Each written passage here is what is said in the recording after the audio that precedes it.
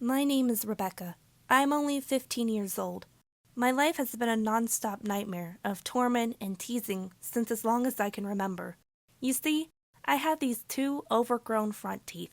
My orthodontist calls the condition macrodontia, macro meaning big, and dontia relating to the teeth. This is unfortunate, as everyone finds this condition to be hilarious. I hate going to school, and even going in public anymore.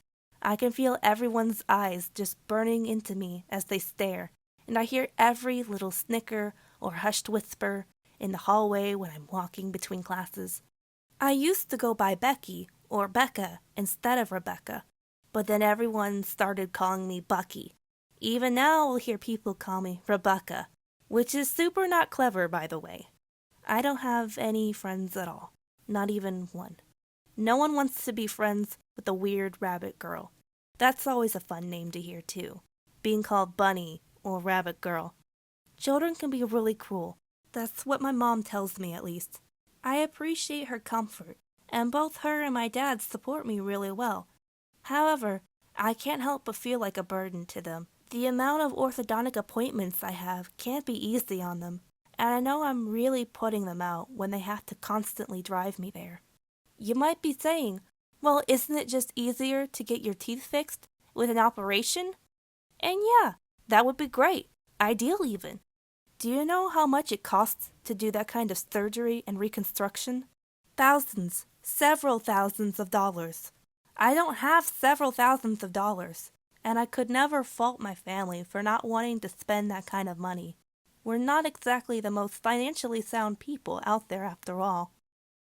I don't have anything valuable that I could sell to even start saving up for such an expensive treatment. It really is the most unfortunate of circumstances. But I've tried to stay positive. At least, I try to appear positive in front of my parents, so they don't worry. I'm not sure what they would do if they knew about the constant degrading I get at school. People don't usually get too violent with me, though I have been pushed around before by some larger girls. I think the thing I hate the most is when people will drop things like a bag of baby carrots on my desk in the morning. I've had entire salads thrown at me at lunch, and people think it's funny because, rabbit food. My life is in shambles. I'll never give them the satisfaction of seeing me break down, though, or watching me blow a fuse. I couldn't hurt someone even if I tried to. I just don't have it in me. But sometimes I wish I did. I think that people would leave me alone more if I just fought back a little. Still, I remain pacifistic, even in the most stressful bullying situations. I can't change their minds about me any more than I can change these stupid buck teeth. It would be a lost cause to fight back. These larger teeth also give me a significant lisp, and I tend to spit a lot more when I talk. Because of this, I tend to stay silent altogether. Better to say nothing at all than to open my mouth and give people another reason to laugh at my misfortune. It's not all bad, however. Recently, I've gotten an idea of how I could possibly raise the money. I've seen lots of people on sites like GoFundMe and other funding sites. Some of these people raise thousands for the stupidest things. I've also seen people pay for expensive therapies and surgical operations through funding in this site alone. I've seen a whole movie get funded on the site, an entire movie, over $1 million just in donations from people who offer their support. It's easy to see something like that and think, wow, it's definitely possible for me to get my own treatment paid for through here. But then you don't consider how you'll be able to make your fundraiser known. I know no one at my school would ever care enough to donate, and I'd probably be mocked for it if anyone found out. It puts me in a bit of a hard spot, and I'm not sure if I should do it or not. Where would I even start to advertise the page? Would anyone actually care enough about me to do it? I don't want to get my hopes up with this funding idea, only to have no one even donate $1. I think it would crush me to find out that truly no one cares about me at all.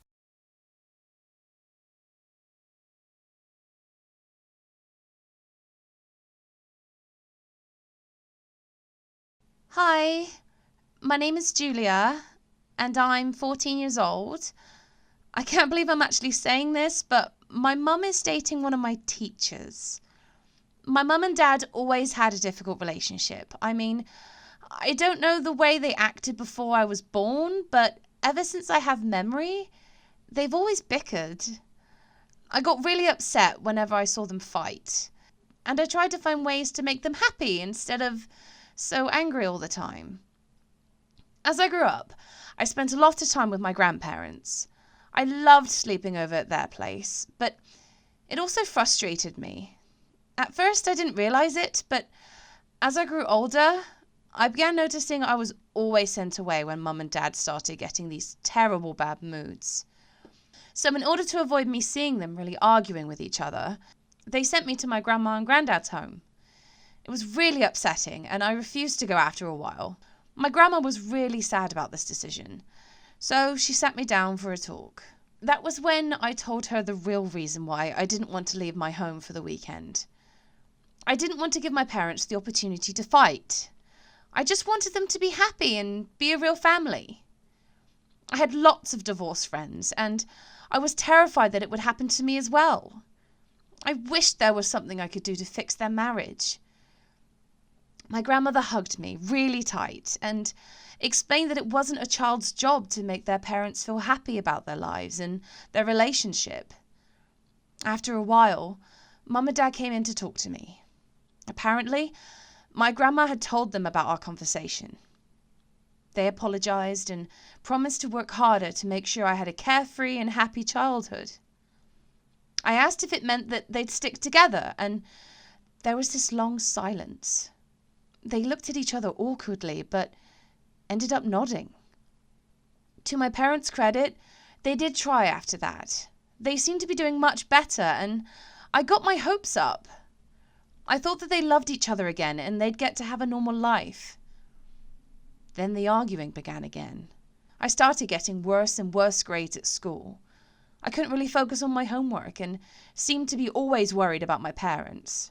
They noticed how much their bickering was stressing me out, and in the end, they decided it wasn't fair for me.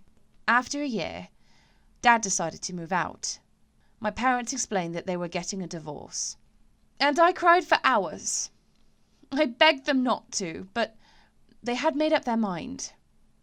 It wasn't long at all before I noticed my mum chatting with one of my teachers, James.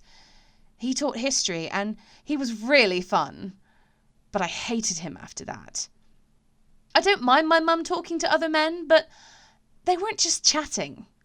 They were flirting, and my friends saw it too. They teased me about the teacher dating my mum.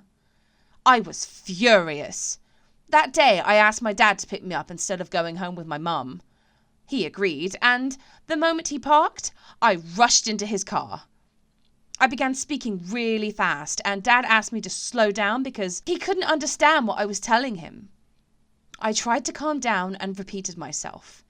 I told Dad that Mum was cheating on him with one of my teachers and that he should speak to her. Dad sighed and told me that he and my mum were getting a divorce and she could date whomever she wanted. I wanted so badly for them to get back together, but my dad didn't even care that my mother was dating someone else. I told him I thought he cared about my mother, and he told me he did, but not in a romantic way. Imagine how upset I was. I refused to have dinner that night, and when my dad drove me to school the next day, I gave him the silent treatment. My mum tried to speak to me that night, but I refused to listen. I told her I felt she was cheating on my dad. It took me a few days to finally give up and talk to my mum. She explained to me that she understood it hurt, but that her relationship with my dad was over. She wished I could be happy for her, and that she would continue dating James because he was a great guy and she really liked him. I'm still not happy about it, but at least my parents aren't arguing any longer. Now that the divorce is finalized, they seem to be able to act friendly when they need to talk about me. James comes over to my house for dinner once a week, and I think it's so awkward. But Mum insists she'll keep dating him. Thanks for watching. Don't forget to subscribe and enjoy other videos on the channel.